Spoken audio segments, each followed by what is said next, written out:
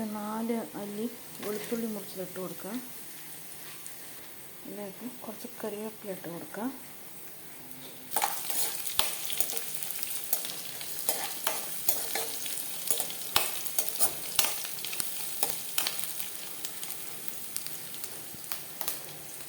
പച്ചമുളക് ചേർത്ത് കൊടുക്കുക.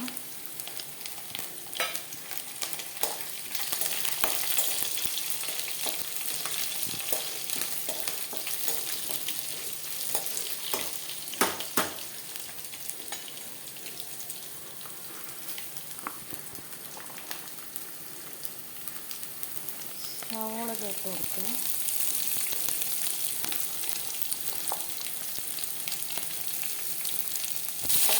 ഒരു മീഡിയം സൈസ് സവാള 2 ചേർത്ത് കൊടുത്തിട്ടുണ്ട്. നന്നായി ഒന്ന്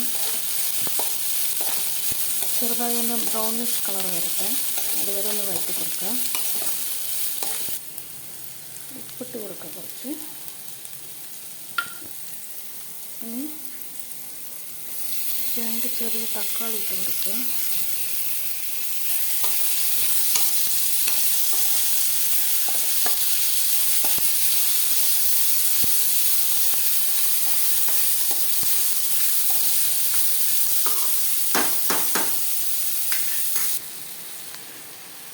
ഇനി മസാലപ്പൊടികളെല്ലാം ചേർത്ത് കൊടുക്കാം.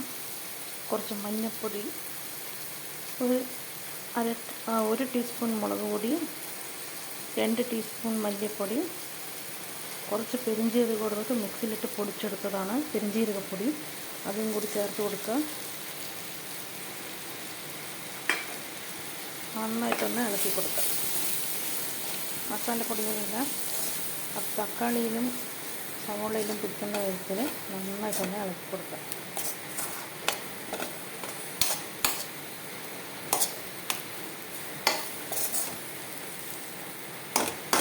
ഒന്ന് അടച്ച് വെച്ചിട്ട് ഒരു 10 മിനിറ്റ് ഒന്ന് വേവിച്ചെടുക്കും.